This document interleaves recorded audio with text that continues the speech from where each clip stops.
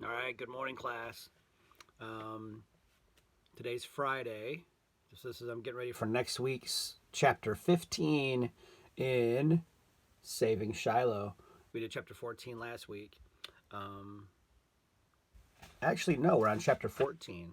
We're on chapter 14. We did chapter 13. Yeah, we have Judge Travers who came and plowed out their house, and he had a shotgun and all this stuff in his truck. We wonder if he's the one that is doing all the robbing. So here we go, chapter 14. By next day, the electricity is still off, and we all sleep on the floor in the living room around the stove. Dad brings in a pail of snow and sets it by the toilet to flush it, but the bathroom's so cold the snow don't thaw.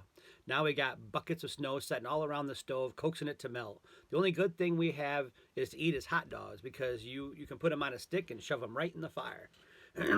Dad gets out in his Jeep to see how far he can go, but this time he stopped by a tree that's down, and trees and wires all the way between here and Little. And when he tries to go the other way across the bridge and on past Judd's, he come to the place where even Judd quit plowing. Big wall of snow blocking the whole road. Drifts clear up over Dad's head. Sure am glad I'm not expecting a baby in this blizzard, says Ma. I see her hand go up to her jaw, and I figure she's thinking of a toothache would be even worse.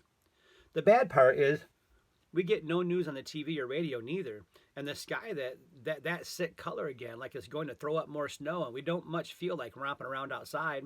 Takes too long to warm up afterwards. Even Shiloh hangs back when we open the door, and then things slide from bad to worse. Our phone line goes out too. I know Ma's thinking that one of us had an accident or something. There'd be no way to call for help. No way for anyone to get in with an ambulance either. Last year down in Mingo County, a man got hurt during a snowstorm and they had to send a helicopter to pick him up. Almost worth knocking Darrell Lynn off the roof just to see a helicopter set down on our field. I smiled to myself. I bet you sure can't say a joke like that out loud. Everybody's tired of snow. We're tired of eating cold food. We're tired of sitting on a cold toilet seat. And of everybody crowded together at night on the living room floor just to stay warm, getting on each other's nerves. Dad's the only one half cheery. He says, just pretend we're camping out. But I can tell he's itching to get back to work. And Ma just plain wants out of the house. And if that ain't enough, it starts snowing once again.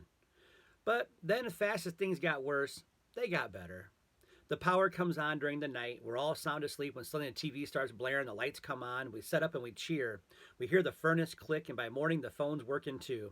And about 9, we hear chainsaws going on the road and crews working to remove trees and that are down. And then the low grinding sound of the snowplow.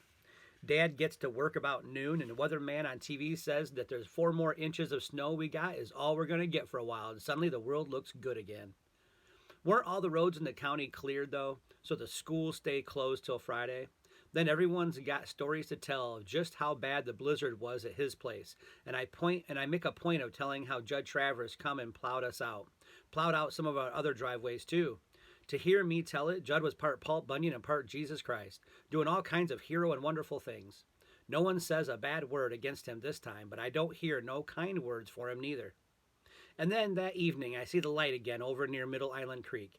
I stand at the window in the dark watching and get the feeling like something real bad is out there. Why is it staying right across from where we live? Why don't it go somewhere else? How do I know that after I go to sleep at night, that light won't come floating and bobbing right up our driveway around our place?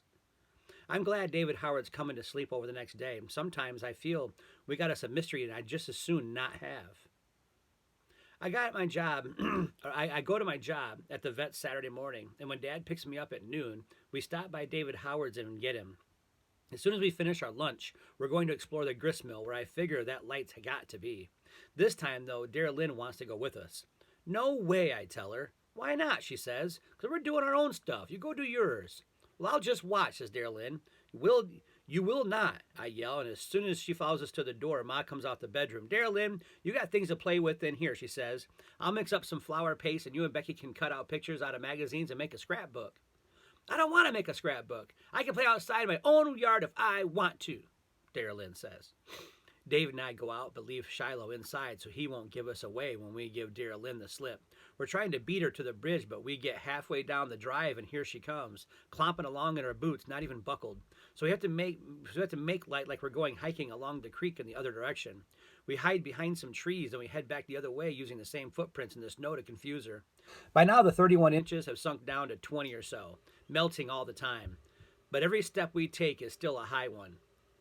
Finally, we see Daryl Lynn heading back up toward the house, so we make our way toward the bridge down the bank and we push our way through the tangle of bushes and trees and snow to the cinder block supports of the old mill.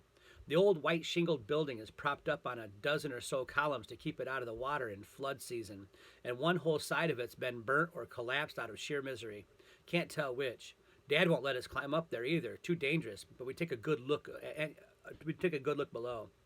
We hold on to each other because we know that the ground slants toward the creek and is full of ruts and gullies. One wrong step and we're in the snowbank over our heads. We can't even tell where the bank stops and the creek begins. You get 31 inches of snow falling down in this place, plus the 4 or 5 inches more, plus all the snow that blows off the road or was pushed down here by the plow. Why, a person could get buried and nobody would ever find him until spring. I take this old dead limb and I dig out a path in front of us. Even without snow, it's hard to see just what's here. I imagine the water wheel was on the side next to the creek, but we sure can't make out anything. You know what? David says at last. If anybody had been down here, either he'd find his footprints or he's buried at the bottom of the snow. I stop and think. Without moving my feet, I twist my body